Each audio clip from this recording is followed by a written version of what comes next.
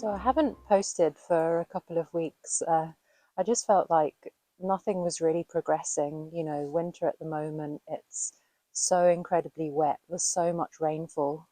Um, the land is just so muddy, and it's really gotten in the way of us progressing with anything. But what it has given us is time time in the dark, cold nights to plan. So we've been doing a lot of planning for a lot of upcoming projects in the spring. Hopefully, when the weather improves, we'll be able to start doing a lot more things. Um, we've bought some forestry equipment. We've bought a chainsaw and a pole saw, and we really need to start tackling the rhododendron that's growing in between the trees all over the property. Um, it just sprouts up like crazy around here. It's very acidic soil over here, and the rhododendron just seem to love it. Last year, just when we'd bought the property, we actually hired someone with a mulcher, a flailing machine that came in and cleared a lot of the ground over here and our property around the house and everything. Where I'm sitting now, I mean, I wouldn't have been able to stand here before. It was just complete, thick, dense jungle of rhododendron. You just had to really like fight your way through. It was so wet, you would come out just completely wet when you get to the other side. But now a lot of it is down, and you know, we actually discovered these buildings that I've got behind me here. That big pillar there is one of four or six that I think it was an old barn or some kind of shed for housing animals, maybe. There's a tiny shed over there, and there's another one which is kind of a garden shed a bit further along. So it's great, you know, we're starting to see the land as it may have been before, you know. Over behind me there is slightly higher ground. It's more raised where, yes, Willow, I'm talking. Get your ball. Get your ball. Good girl. And we think maybe that used to be some sort of small field, or um, somebody said maybe an orchard, but who knows? It's a mystery. We're still trying to discover how this land was used. One of our upcoming projects will be actually a fairly large polytunnel that we're planning to put on over there, up on the higher ground there. It, Willow, stop. Get your ball. Oh, there'll be a lot of editing in this. It's always been my dream to grow my own fruit and veg and be a bit more self-sustainable. Um, we're looking into getting David on a chainsaw course to use the chainsaw safely, because obviously that's key, isn't it? There'll be a lot of that kind of work here. We bought a forest, of course, so there are quite a few down trees in the actual planted conifer forest. And that obviously is quite a skilled job, and we need quite a lot of experience for that. But for now, at least just tackling some of the rhododendron will be really beneficial to us. Apparently, it's really good firewood as well. I burnt some of it when I was staying here on my own, right at the start, and you probably see in the first video. Um, I was burning some of it, even though it wasn't really seasoned that well, but it does burn really well. Um, and there's actually a local guy that we've met, and he swears by using it. It's great. He says you need to really season it for about a year. Um, so yeah, we should have quite a lot of good firewood at some point. You know, we need to find also a place to store it and season it off. Other things we've been thinking about really for the future are getting pigs up there to help us with the ground clearance, and probably later on hens. Um, we'll really need to have a really secure structure run for hens, because there are pine marten around here. Obviously, we're in the middle of a forest. Um, Actually, when I was in the caravan during the first couple of months, one evening I heard this little scratching in under the seat in the cupboard, and sure enough, I looked down and there was this little black kind of claw. It was kind of scratching its way in, trying to get into the main part of the caravan. Obviously, Willow wasn't impressed. She was barking away. But the only thing I can think of, it got in through a tiny little hole. It must have been a pine marten. Um, yeah, they are fearless. Yeah, if anyone is watching this and has any tips on very secure hen run structures, please let me know in the comments. That will be very valuable to me. But that'll be later on. We still need to get our well dug for water. So all these good things to look forward to.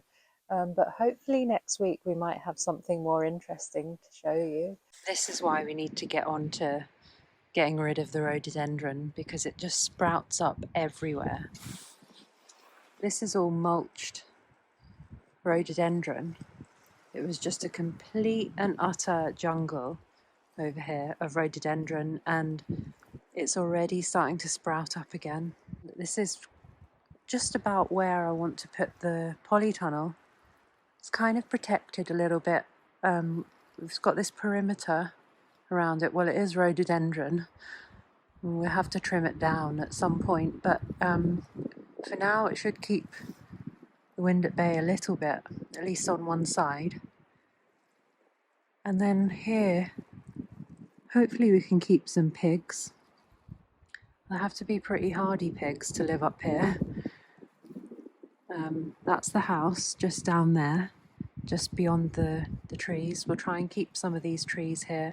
We need to dig down here and see exactly what kind of ground we're dealing with underneath this, because a lot of this here is just built up moss. The rhododendron just seems to love it. It's very acidic. We'll have to investigate, and hopefully that will happen next week sometime, and we can see what we're dealing with, so we know if we can actually put a polytunnel up here, and if so, how we will attach it to the ground. We'll probably have to use anchor plates, but yeah, we don't really know until we've dug down to a nice level, even ground, whether it will be the clay, the solid clay just down there, or whether we have a lot more kind of earth, soil base. Just don't know until we dig. So fingers crossed that will happen next week, and something can actually start happening. We just need to get a little kickstart, to get things going.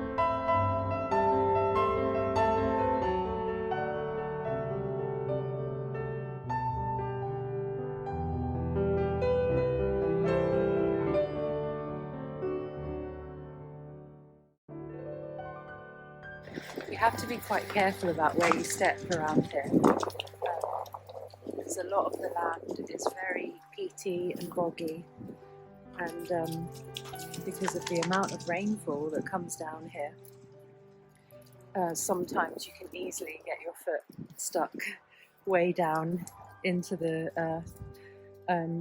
Usually it's best to follow the animals So any tracks, I've seen quite a lot of deer tracks this morning, and Willow, you know, the dogs, they have a sense of where to step. So yeah, I haven't gone in over my welly just yet. I think I continue on walking in this lovely white winterland.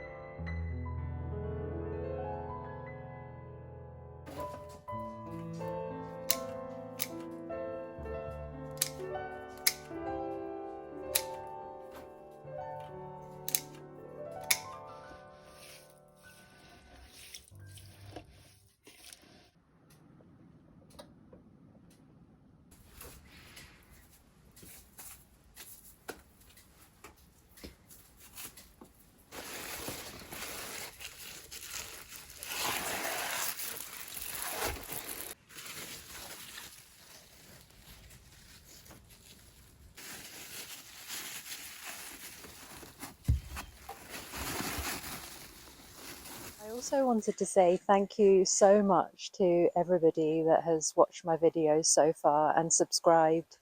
It means so much to me. I wasn't sure what to expect, and I was really scared of making any videos here. I still haven't actually told any of my friends or family that I'm doing this. Probably find out soon enough. But yeah, it's really encouraging to see people watching my videos and have a small following, very small at the moment, but I really appreciate each and every one of you watching my videos. And I really enjoy making them and showing this part of the world, that my new home, as muddy as it is, and so inspiring to me. This land, this landscape. I love nature, and my little house here, that really is going to take a back seat. We've got more pressing things to do on the land, like I said before, getting our well dug, getting up a polytunnel, growing some vegetables, getting some other key things lined up, you know, electricity, power. We're still in a quandary of what to do about that. But yeah, we need to get those base things started. You know, we're off grid here. There's absolutely nothing, you know, it's part of the beauty. It's why we love it. Surrounded by forest, nature, and pretty much in the middle of nowhere. But yes, I'm going to continue making these videos for you, and I think this is where I'll say goodbye. See you next time.